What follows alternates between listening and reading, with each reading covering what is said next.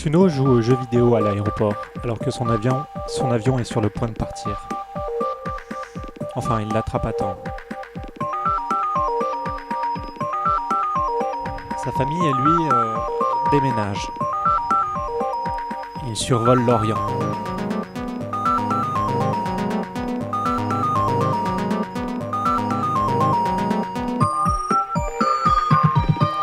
Ils arrivent dans une ville portuaire.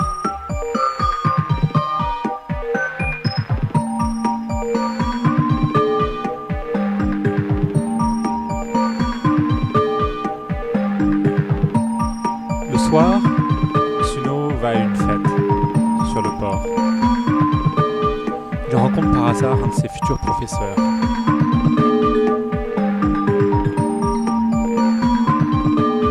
Il dîne avec lui et celui-ci lui fait part d'une terrible nouvelle. Il y a eu 3 enlèvements. Celle de ses 3 futurs profs, ses 3 collègues. Il y a un astronome, un physicien et un biologiste. Le lendemain, sur la plage, ce professeur propose à Tsuno de les rechercher. Et Tsuno accepte.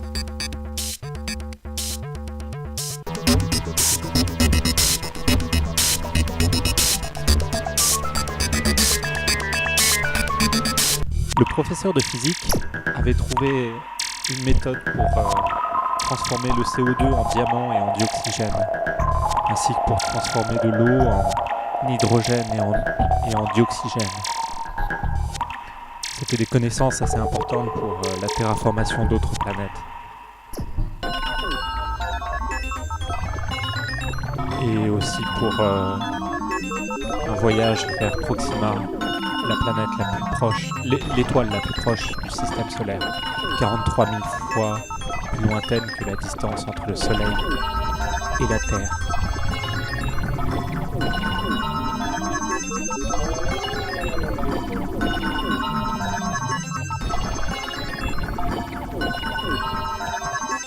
Tsuno repartit en ville et décida de chercher sur internet, comme il savait le faire, mais il y eut un virus et il ne put plus se servir de son ordinateur. Il concocta donc un petit film avec sa caméra où il présentait les personnes qu'il recherchait dans un cinéma clandestin qu'il a installé, où il montre dans des films en noir et blanc les différents professeurs, l'astronome, le physicien et le biologiste.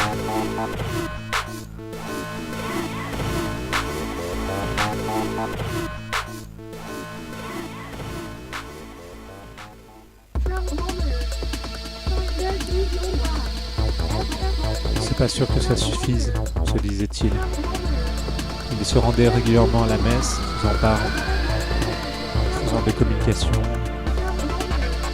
Il trouvait des amis qui lui conseillèrent de se rendre à l'opéra.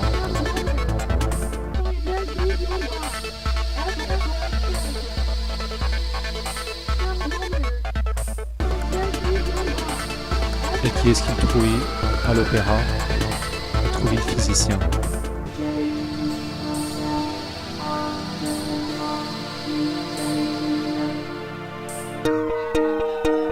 Le physicien se souvenait plus de rien. Simplement, il lui restait un message, mais qu'il ne pouvait pas le lire car il était incrusté dans son corps, à l'intérieur de ses neurones, de sa neurone de conscience.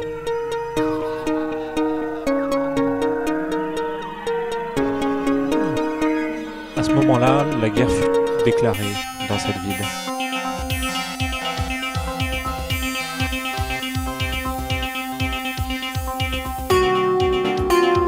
Tsuno fut engagé.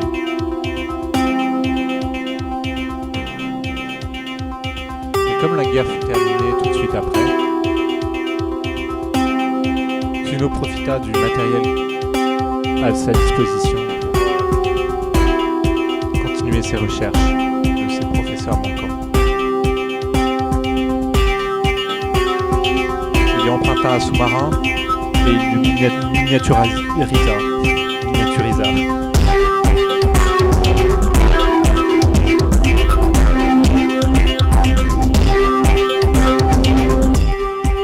Le sous-marin fut injecté dans le corps du physicien, à travers la main, le bras, l'épaule, le cou, la tête, jusqu'à cette fameuse neurone de conscience où était imprimé le message des ravisseurs.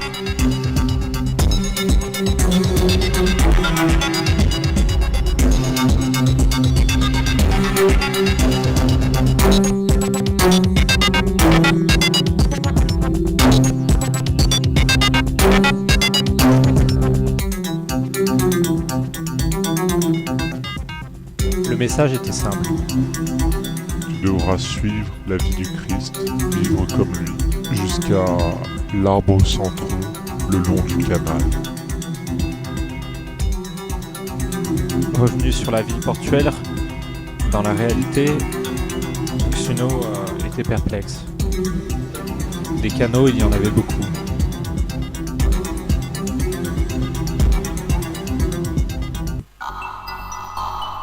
Mais il baissa pas les bras. Il fit des recherches sur le biologiste. Il apprit que le biologiste avait réussi à trouver une méthode pour amalgamer les virus du sida afin qu'ils ne se reproduisent pas.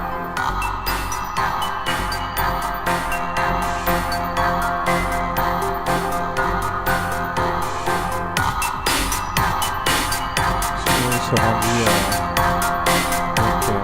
le long de certains canaux autour de la ville portuaire. Il manquait d'argent à ce moment-là, donc il fut engagé dans un château comme serveur. Mais il renversa un café sur l'ordinateur portable de quelqu'un d'assez important et il fut mis en prison.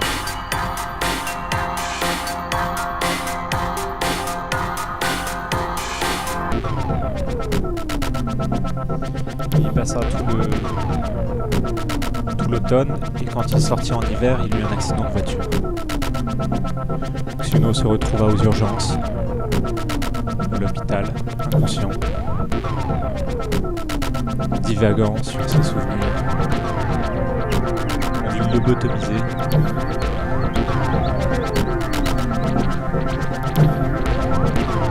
Et la ville était inondée.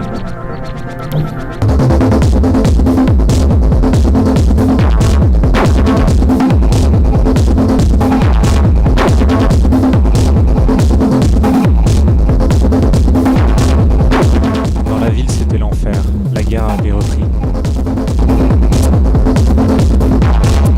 Il fit appeler sa cousine.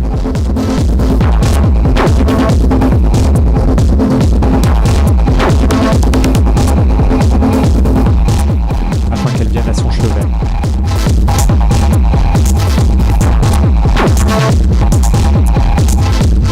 Il ne la reconnut pas tout de suite.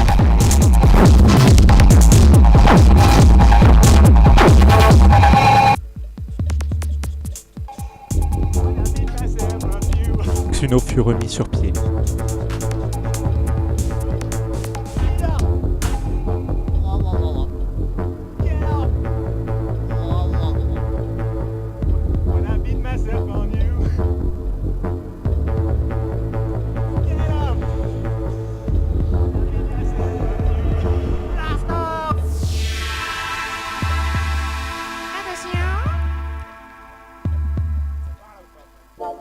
C'est parti. Le biologiste avait travaillé sur une méthode qui permettait de transformer les poumons d'un être humain, de les muter pour qu'ils soient chimiosynthétiques, c'est-à-dire qu'ils puissent utiliser la lumière et l'eau, ainsi que certains minéraux afin de créer de l'oxygène.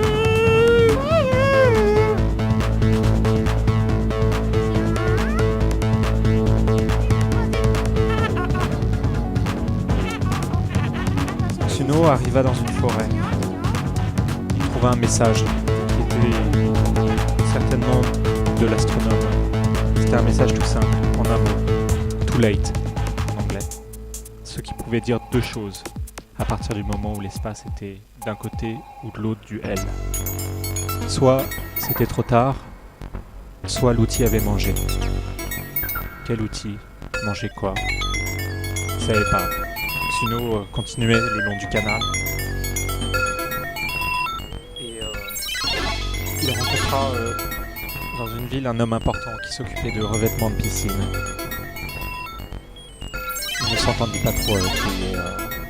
Il dut fuir parce qu'il s'était créé pas mal d'inimitiés dans cette ville.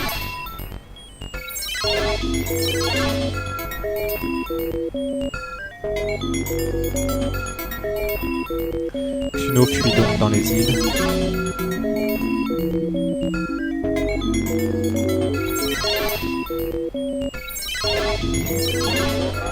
Jusqu'à finalement un endroit où pas mal de gens ne pourraient pas le poursuivre. Il s'agissait d'un grand parc d'attractions.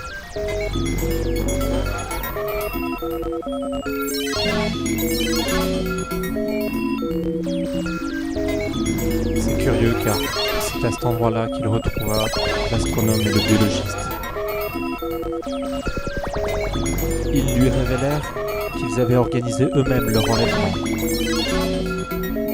En effet, le projet de l'agence spatiale pour laquelle ils travaillaient était trop ambitieux. Trop ambitieux pour les moyens de l'époque. Ils avaient décidé de disparaître, de se rendre invisibles. Toutefois, ils voulaient continuer à enseigner, donc ils appelèrent le physicien qui fit migrer discrètement l'université dans le parc d'attractions, afin que l'année commence.